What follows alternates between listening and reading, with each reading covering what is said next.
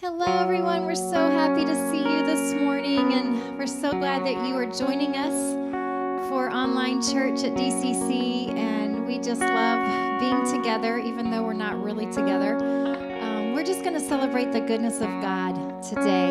And you know, this is Palm Sunday, so we are heading into such an amazing week of reflecting on what Jesus did for us, coming to this earth and being human and walking with us and dying for us and taking that on himself. And I'm just so thankful for what that means for me personally. So let's just celebrate his goodness. It's all around us, even in the midst of a trying time. His goodness has not left us. So if you are with your family or friends and just want to join in and sing with us, we would love to have that. So let's just enjoy this time together.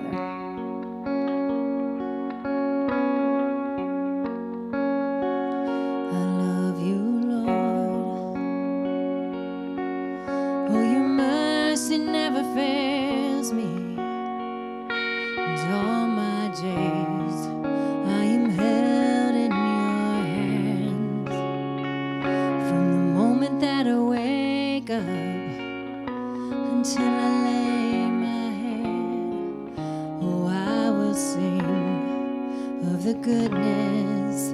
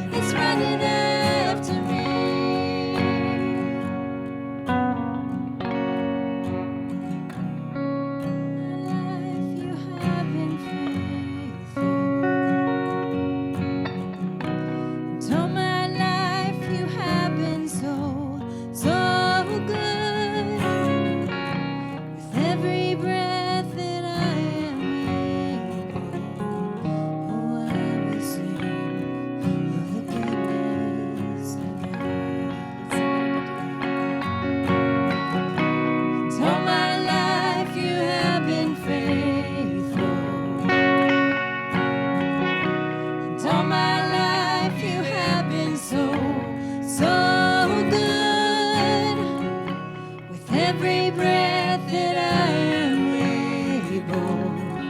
Oh, I will sing of the goodness of God. Oh, I will sing of the goodness of God. Oh, I will sing of the goodness of God. God, thank you so much for loving us. Thank you for the goodness that we know is all around us. God, I pray that you'll just help us to be able to see it. You're amazing. Thank you so much for this week and what it means for us. In your name we pray. Amen.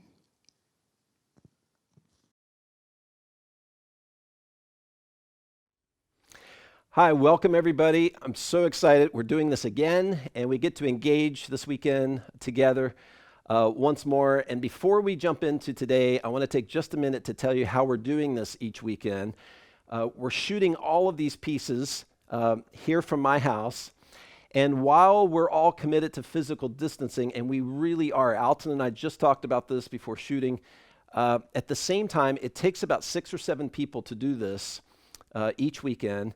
And so just to relay to you, we are doing music a lot of these Sundays. We could be using extra musicians from our band or drummers, and we're choosing not to do that to limit our numbers. We're also very committed to one another. We keep expressing this commitment to one another to not engaging anyone closely throughout the week. And so I hope that makes sense. We're trying to convey to you our heart to do a good job in connecting us together on weekends while also doing what all of us are committed to doing and protecting each other. Okay, let's jump into this morning. I'm really happy you're here with us. So we've been living with this virus now for quite some time. It feels longer than it has been. But we want you to know we here at DCC are here for you and for our community. And we invite you to join us in being for our community and being for each other together. DCC has mobilized 4 response teams for people in need in the Dulles area. We are practicing social distancing and staying healthy while doing grocery runs and pharmacy pickups. If you would like to join one of these teams, you can contact Christina B. at DullesChurch.org. Thank you so much for your giving at DCC. We really appreciate it. We know many of us have been hit financially, and businesses and churches have too. We want you to just please consider keeping DCC in mind during this time. We have 2 easy ways to give online. First, through our website at DullesChurch.org and through our app, Dulles Community Church, in the App Store. Easter is just 1 week away, so we will still be doing communion online, so Pastor Brad has asked that we still collect communion elements in our homes. So this could be crackers or bread, juice or wine, and we will be holding a service online together as we take communion. Here at DCC, we offer 2 opportunities for online prayer each week. The first is Tuesday morning at 9 a.m. The second is Thursday evening at 8 p.m. The link to join us is at the bottom of every DCC email. If you don't receive our emails, please go to our website and click I Am New. And then you can fill out the form there, and you'll be in our database, and you'll receive the emails. Kids, Kim and Mackenzie have planned some super fun activities for you, so make sure you follow us on social media so that you can stay updated with all of these fun things.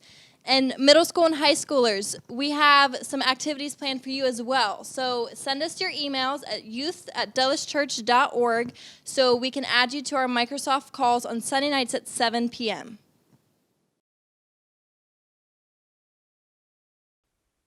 I'm so thankful for technology, like that this crisis, if a crisis like this has to happen, that it's happening now when we have tools like this where we can see each other's faces and we can interact. And I just hope that you'll interact with us today and say hello in our chat window. Many have been doing that, and because of that and because of text messages and emails, we know that not only people around the Dulles area have been joining us on weekends, but all around Northern Virginia and in different parts of our country. Even a friend in New Zealand DM'd me on Instagram this week to say he'd be listening in or watching in with us today. So I just want to say welcome to everybody. If you were a part of the Dulles family before all of this started, I miss you guys a lot. I'm an extrovert. This is really hard. Amy and Mackenzie are more introverted, and this is hard for them. This is hard for everybody. And for those who are watching in really for the first time these recent weeks, or maybe even today, welcome. We hope you feel like an extended part of the faith community we call Dulles here. I'm happy you've joined us. So I had this thought last week, just thinking back through history, that rarely has the world gone through the same storm at the same time. The whole world gone through the same storm at the same time. And it's happened so quickly that we find ourselves, all in the same boat. And for those of us who are participating together and engaging together in this series, we are all certainly in the same boat. And I believe passionately that the answer, the hope, the calm, the peace that we're craving in storms, and particularly in this storm, is found in the same place. Not only are we in the same boat, but I believe we find the answer that we need and want in the same place, in the same boat.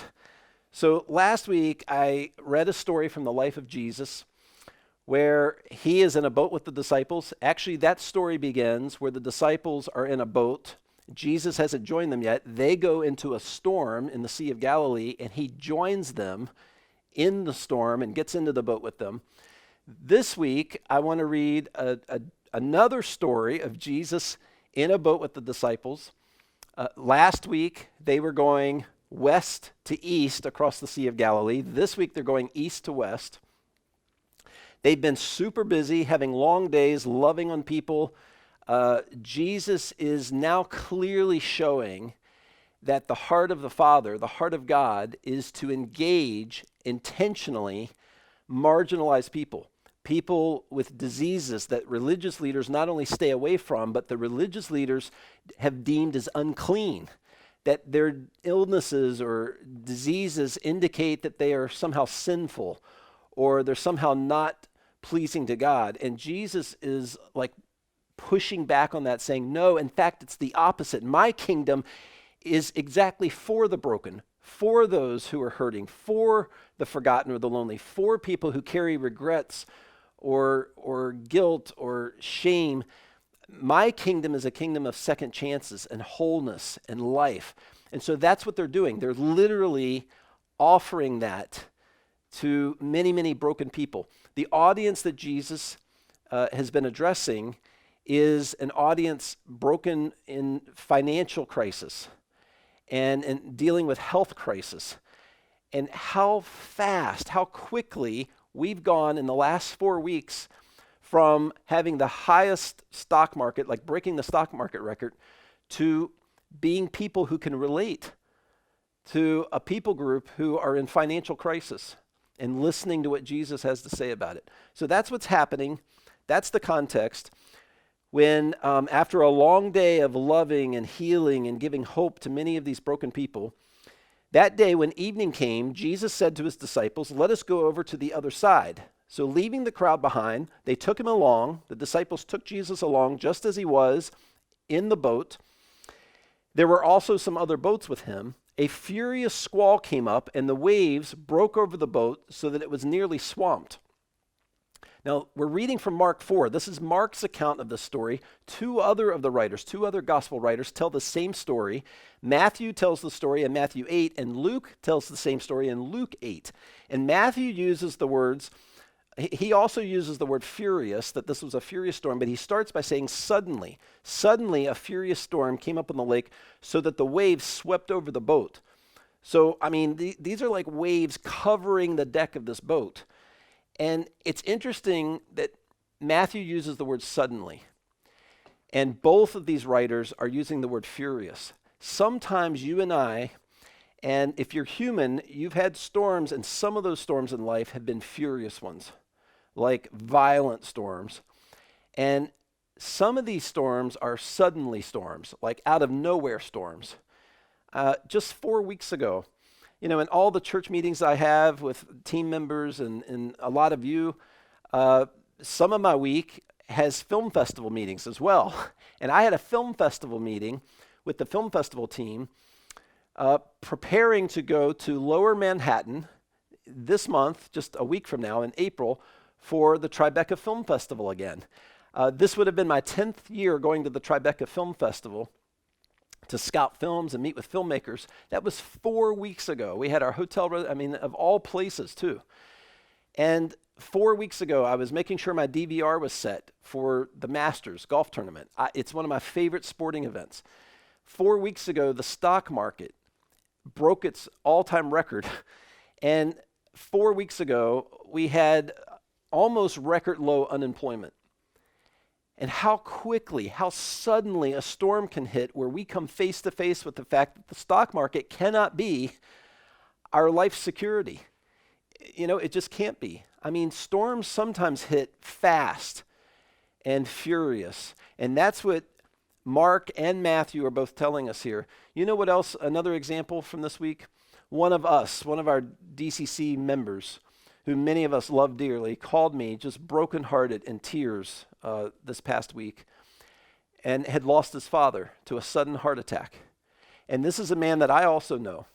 And Amy and I were on the phone, trying to console this DCC member of ours who many of us love and just encourage and love on him while at the same time grieving. We've been at dinner with this man. I've been on a boat with this man.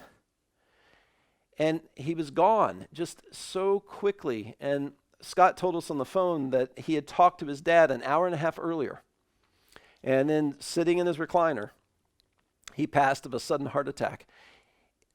Sometimes storms hit so fast, we don't know what's happened to us, like what's hit us. That's what's happening here when these disciples, many of whom are fishermen, and they fish these waters. They know the Sea of Galilee well, and this is a bad one. They're telling us this is a bad storm. In verse 38, Jesus was down in the stern of this boat, sleeping on a cushion. The disciples woke him and said to him, "Teacher, don't you care if we drown?" This is a crazy verse to me. It has become a sacred verse to me, not only the story of Mark chapter 4, but this verse 38 has come to mean so much to me in various storms that I've faced at times in my life. When a storm comes out of nowhere, and then, I'm trying to figure out where's God in the storm. Have you ever really been one of those people? And I'm sure you have. I'm sure you've been one. Like, seriously? Jesus is sleeping? Like, at a time like this? How can he be sleeping right now? And how can people sleep so soundly when so much is going on and there's so much that can fill our minds? It reminds me, talk about crazy story, it reminds me of my brother. My brother's lived all over the world, and he travels as much as anybody that I've really ever known. And we've collected as a family crazy Brian on airplane stories. And one of them happened a long time ago before he was married. He'd been living in Mexico. He was flying home for Christmas here. I was picking him up at Dulles Airport. He got in the car at Dulles and said, I've got another one. I've got another crazy travel story. And basically, he got on a plane across the border from Mexico at San Diego to fly home, flying standby. He sits on the plane. He got the last standby seat. When airplanes were packed for Christmas, he managed to get a seat. He sits down. An older lady next to him said, "My husband and I are separated on the plane. Would you mind switching with my husband who's in the back of the plane?" My brother, Brian, said, "Yeah, of course, I'd be happy to." Goes to the back of the plane, sits in his new seat, and falls asleep like right away. He doesn't remember taking off. Landing at his layover in St. Louis, my brother wakes up while landing and realizes it's later than it should be. They're landing like an hour or hour and a half later than it should be, and he asks the guy next to him, am I right? Are we landing late? And the guy says, "Oh man, you've been asleep. You slept through all the commotion." And my brother's like, "What commotion?" And he said, "Well, we were too heavy for the Santa Ana winds and they had to lighten the plane, so they asked all the standby passengers." We had to taxi back to the gate so that all the standby passengers could get off the flight with all their luggage to lighten the plane. And they got to the last standby passenger, somebody named Brian, and then this guy sitting next to my brother turns to his wife and says, "Honey, I think this might be Brian Russell." And my brother's freaking out. He's like, "Okay, you're freaking me out right now. How do you know my name?" And this guy said, wow, it's you. You're Brian Russell. So they kept looking for the last standby passenger. They kept announcing, would Brian Russell please exit the plane? Would Brian Russell please bring his baggage and exit the plane? And they couldn't find Brian. My brother told the guy, well, that's because I switched seats with this, older couple. And long story short, they end up the airline. My brother still to this day doesn't know how they chose a paying passenger, but they chose one more passenger to replace my brother to get off this plane. And the guy next to my brother's telling him as they're landing, yeah, and then they asked this guy and tell him he has to get off the plane, and he was not happy, and he grabbed his bags, and he walks to the front of the plane and turns around and says to everybody, Brian Russell, I don't know who you are, but I hope you have a Merry Christmas. And this guy is like, and you slept through all of it. And we've never let my brother live that down. He has a lot of those kinds of stories. How do you sleep through so much noise? We have one of those in my immediate family. Reagan is our sound, crashed hard sleeper traveling on the road, on planes.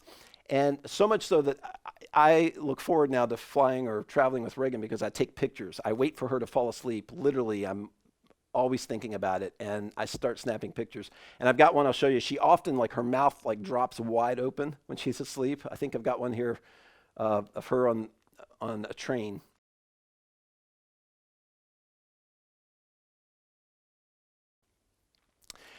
And I'm going to try to put in here a short video of Reagan on an airplane, just what often happens, and we make fun of her, and she's going to love me for this.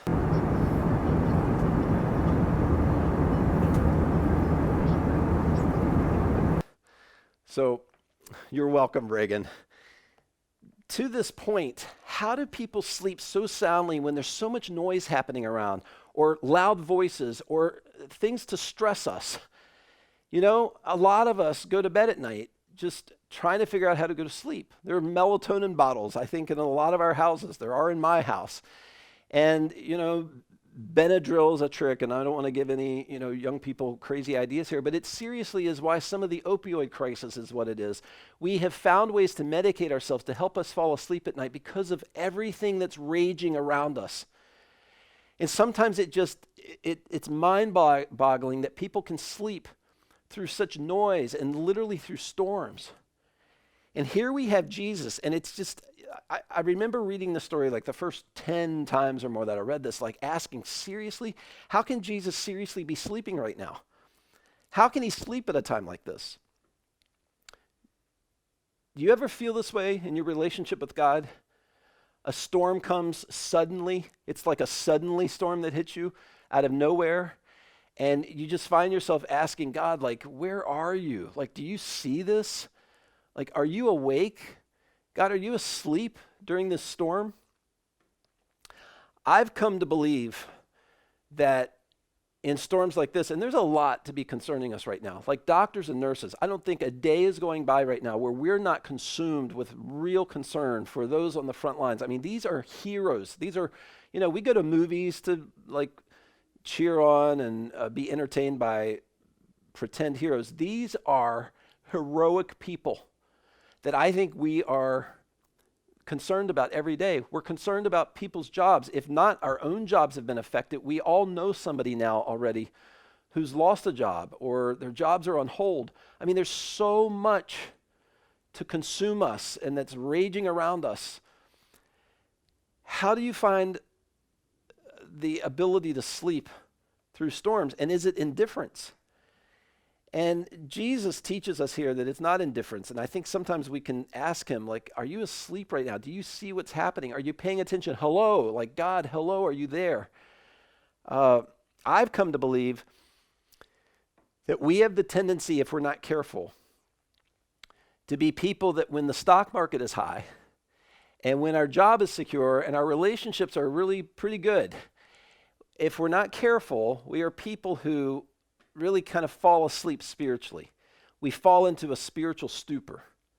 And then a storm comes, and sometimes a ferocious, a violent storm, and it hits us out of nowhere, and it rattles us, and it sort of triggers us back to spiritual spiritually thinking of God. And what's ironic in this is that when our tendency is to go to sleep spiritually, we don't think so much about our faith community, or we're not spending time remembering what God has told us or what he's asking of us or what he wants to be developing inside of us. But then a storm hits and we want to cry out, God, where are you? Do you see this? The irony is we're the ones who often fall asleep spiritually when life is comfortable, but then when a storm hits, we pretty quickly get to the point of thinking God is asleep. Like, God, are you not noticing? Do you not pay attention? Do you not care, the disciples say. They say, do you not care that we could drown? I think we have the tendency in a storm to be awakened spiritually to the idea that we're in trouble, and then we are trying to, in the storm, awaken a disengaged God, or so we think. That's what happens in storms. We, in a storm, will try to awaken a disengaged God when actually God uses storms to wake us up. And I'm convinced that that's what's happening. God is waking us up spiritually.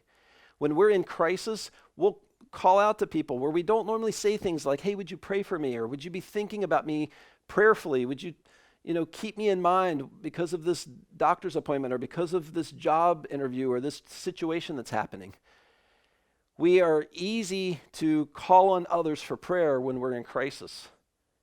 And when God doesn't do what we want him to do right away, it's easy for us to think God's asleep or God's not paying attention.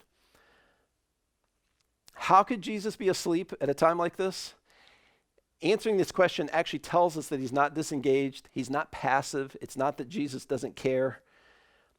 A couple things. First, we see the humanity of Jesus here. I think the first reason, and I'll keep this part short, Jesus came as God, but also as man to fulfill what the rest of us humans couldn't do in pursuing purely the heart of God and to purely live for others. Jesus did that perfectly as a man. God as a man. But he was also a man. And in coming incarnate as a man, he would get tired. He had long days. And I believe that's exactly what's happened here. Jesus is just exhausted after a long day. That's part of the reason he's asleep here. But the more important, what I want to focus on mostly is that Jesus is sleeping in the bottom of this boat because he's at peace. He has real peace. He has remarkable peace and faith in who God is, what God's plan is, and in God's power, the Father's power. I wrote here that Jesus can sleep through a powerfully strong storm because he completely trusts the Father. He completely trusts the Father's plan and the Father's power. Scripture tells us that sleep is actually an expression of trust or faith in God. I don't know if you've ever thought of that before, but sleep is actually an expression of faith. David is an example. King David was the worship leader of the Old Testament. He wrote so many of the Psalms. Of course, he was king of Israel, and he was threatened often. He was often chased by enemies, and many of his Psalms are in that context. And he writes this in Psalm 3. I lie down and sleep. I awake again because the Lord sustains me. I am not afraid of the thousands of people who have taken their stand against me on every side. David is writing here as a worship expression to God how he can fall asleep at night. I wrote that Jesus is not lying awake with anxiety. He isn't kept awake by worry. He's not frightened or nervous. He's not on edge. Jesus is perfectly at peace. He's not indifferent to what's happening. It's not that he doesn't care, about the disciples. Of course not. We see from the full context, he's teaching them. He's drawing them closer to who he is here. Jesus is perfectly at peace because he has complete faith in his Father's plan and the Father's power. They ask him the question at the end of this verse, don't you care that we could drown? And that just implies that Jesus is ignoring them in the storm. And he's showing us here it's the opposite. He's not ignoring them. He's actually doing something pretty important in this storm. He's exposing fear and replacing it with faith. Now, you might have missed something at the beginning of the story. Jesus says something at the beginning of the story. I want to go back to verse 35. This is a lesson, I think, to all of us that often our tendency can be that when a storm hits, we forget what Jesus has said. We forget who God is. We forget what the plan is. We forget his promises. Jesus actually says something at the beginning of the story that is so important. And when the storm hits, I think the disciples have just forgotten. In verse 35, Jesus said, let's get into the boat. Let's go over to the other side. Jesus knows the plan of the Father here. We are going to a group of people that the religious leaders are ignoring. The religious leaders think are unclean and aren't holy enough. We're going to go love on these people and bring healing and hope and the real love of God and the power of God. And there's one in particular man who's going to be touched in a radically life-changing way by the love and power of Jesus on the other side of the Sea of Galilee. Jesus knows that and says, let's go to the other side. We can forget the plan of God when the storm hits. It's part of our spiritual stupor or sleepiness. When we take our eyes off of who he is and what he's told us, we can find ourselves just focused on the storm. I want to finish with this story here in verse 39. So they woke up Jesus. They asked him, do you not care that we could be drowning? In verse 39, so he got up, he rebuked the wind and said to the waves, be quiet, still be quiet. The wind died down and it was completely calm. Then he said to his disciples, why are you so afraid? Do you still have no faith? At this they were terrified and asked each other, who is this? Even the wind and waves obey him. Jesus uses this word rebuke. And I don't want to get super technical here, but just a little bit here in the original language. N.T. Wright is one of my favorite Bible scholars, and I love reading him and listening to him teach. He said that the best translation for rebuking the wind and waves is scolded, that he scolded the wind. He said if we actually use the most modern, accurate dialect in our English dialect today, it would be shut up. He would be yelling to the wind and waves to shut up. It's interesting here that Jesus, he doesn't create storms, and he doesn't like that storms cause crushing or hurt. He doesn't like that. Jesus is entirely, thoroughly good. And yet, and this can be confusing, yet in this broken world, he will use storms for a moment, for a season, to shape us, to expose fear, to replace fear with faith. And it's interesting that when the time is right, Jesus scolds the threat and pushes back the threat and rebukes the wind and waves. And it comes to a calm. N.T. Wright says that the better translation to completely calm would be, and there became a great calm, or a great calm happened. I don't know if you've seen the movie Dead Calm. It's one of my favorite, probably 20 or 30 movies maybe. Mom and Dad, if you haven't seen it, do not watch it with the kids. What's the point of mentioning that here is that the couple, the married couple who goes out in the sailboat they hit in the ocean a dead calm day, which is a day where there's literally no wind and the ocean was like glass. That is the closest description to what Mark is writing here, that Jesus rebukes the wind and waves and they became completely calm, like dead calm.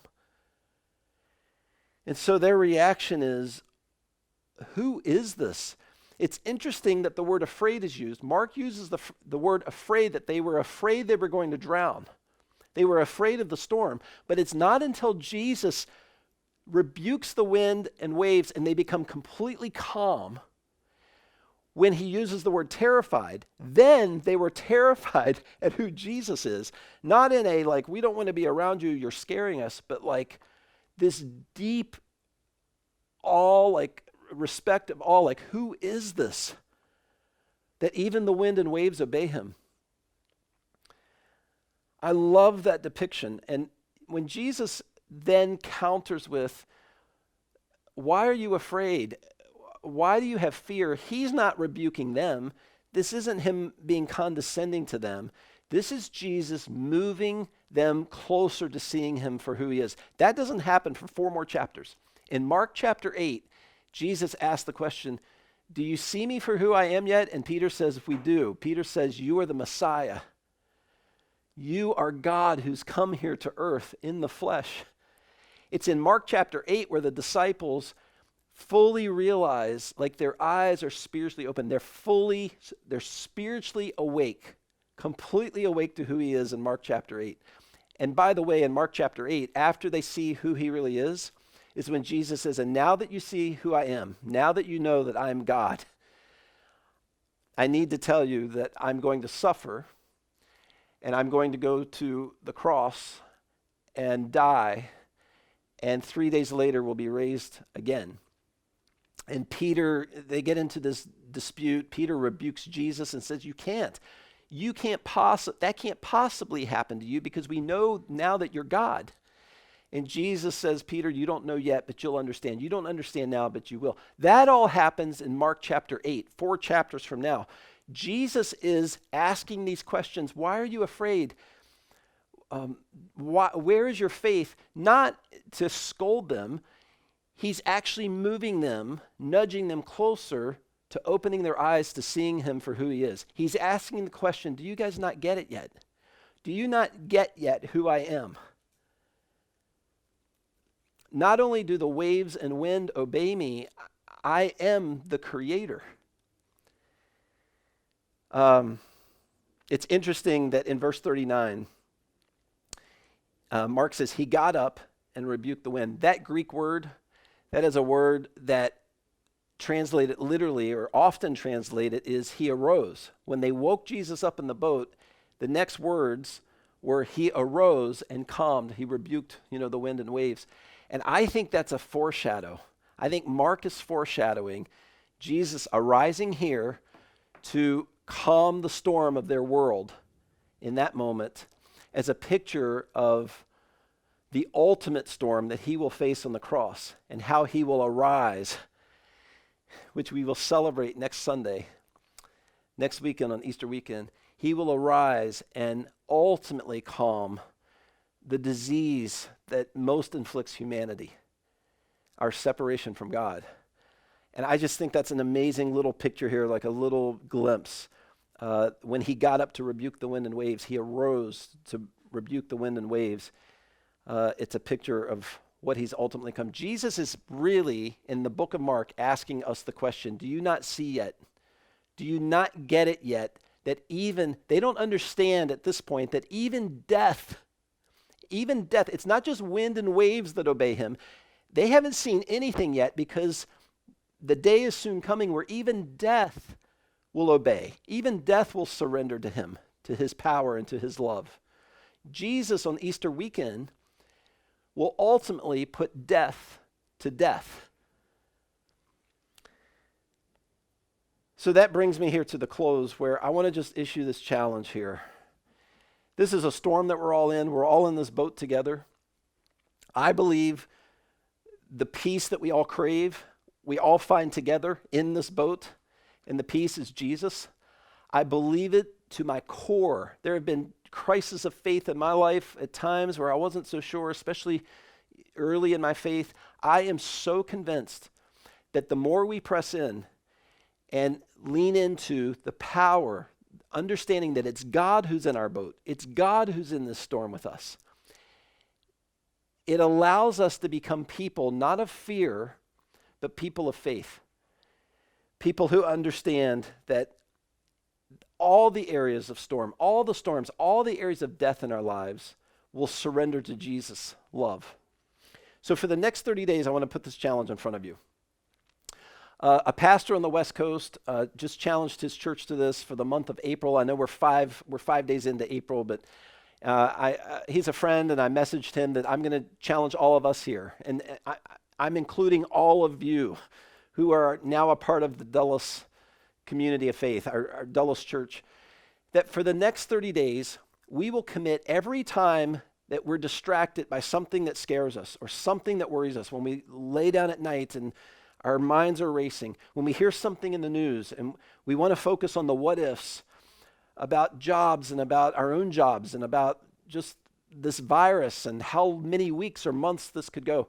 Every time our hearts feel that anxious feeling, or our minds begin to focus on the negative or the long term or the pessimism that can grip our hearts, every single time, let's look back and focus back on what Jesus has said, what he's done, and what he said. In verse 35, it's interesting that when we go back to look at how this story begins, Jesus said, let's go over to the other side. He has a plan. He's following the plan. Nothing, no storm is going to disrupt that plan. And we're all in this storm together. Nothing about it can disrupt God's plan for our planet and for our communities and for our neighbors. We are going to get to the other side. That is going to be the message every week of this series. We are going to get to the other side of the storm, to the other side of the Sea of Galilee. And God is going to use you and me somehow in our own imperfections to speak life and good and beauty to people who are hurting. That is going to happen. He's going to get us through the storm. I don't know how many weeks or months the storm is going to rage, but I know God is in the storm with us. And I know that instead of trying to wake up God and get him to pay attention to the storm, I know in my heart that he is using this storm right now to wake us up to his heart, to his passion, to what he wants for you, what he wants for me. So will you commit with me, and I'm going to pray with you about this for the next 30 days, every time we feel ourselves becoming anxious, getting distracted by what we're hearing in the news, that we'll go back to, what does Jesus say? What is his plan for humanity? What is his plan for my neighborhood? Because that is where we're going to be able to sleep at night with peace and rest. All right, let me pray with you. God, to everyone who's watching right now, to every single person, people who maybe have followed you, Jesus, for years, or people who are really new at faith and maybe are considering faith and the stories of Jesus for the first time. I pray for every single person that you will prompt us, remind us every time our hearts become fearful or we just become focused. Our minds are just consumed with what's happening or what we're hearing, that every time we will literally go to your words. And if we can't remember your words, we'll open up your stories, Jesus, and read and remember what you've said. For those who may be choosing for the very first time, and I just want to encourage you, if this is new to you and you need to surrender your control to trying to manage everything and figure things, you're not gonna worry yourself through the storm and save a single day or solve any problems by worrying. You're going to find peace by trusting Jesus. I'm just telling you that, not as a pastor who's preaching at you, but as somebody who's personally had to do that many, many times. I have found the peace of life in Jesus, in just trusting his words and his plan for me. If that's new to you, will you let me know? Maybe it's been years since you've had a relationship with God. In the comment button here, or actually the contact button, will you just let me know? And I'd love to point you where to read, what will encourage you next in your next steps. God, I finish this prayer by just asking that you will help each of us in these next 30 days to redirect our mental energy and our spiritual awakeness now to your power, your plan, your words, your promises. Okay, I'm going to close with just a few things this week that I think will encourage you. We're doing something new on Tuesday night. I'm going to do this. I don't have all the answers, of course. I mean, that's a given. I'm going to try to answer any questions you have live through a Q&A. We're calling it a Q&A with Brad through Zoom. So a couple things about that. If you're not on our email list, you can fill out our little contact form here interactively, and we'll add you to our email list, and then we'll email you here today or early tomorrow the email link, the Zoom link, to join us Tuesday night at 8 o'clock. And we'll spend 30 or 40 minutes, and I'll do my best to answer a few of your questions and just say hi and be able to interact with some of you. So email us questions, email me questions at questions@dullaschurch.org, and you have till Monday night. So from now till Monday night, send in any questions you have, and I'll try my best to speak to them on Tuesday evening at 8 o'clock. Okay, Also, this week, I just want to make sure I'm not forgetting anything here. I'm starting a YouVersion reading plan this week about Easter, and I'd love for you to join me. The YouVersion app that many of us use, if I can open this up, it's called Living Hope. If you search on the Plans tab for Living Hope, a countdown to Easter, I'm going to be reading that plan this week, and I'd invite you to join me and do that along with me. 3 quick things about Easter. First of all, for Easter weekend, next week, have communion elements in your house ready. Crackers or bread, juice or wine. And we'll be talking about how we're going to share in communion together. Also, stay tuned this week for Good Friday, what we're going to be doing together virtually for Good Friday. And then be inviting this week friends to join us for Easter online. I know this is weird for all of us. This is brand new for me, but we're going to have a very special Easter online church gathering together, and just take this opportunity to invite many Americans are looking for an opportunity, especially an invitation from a friend to join them in church next week, even though it's online.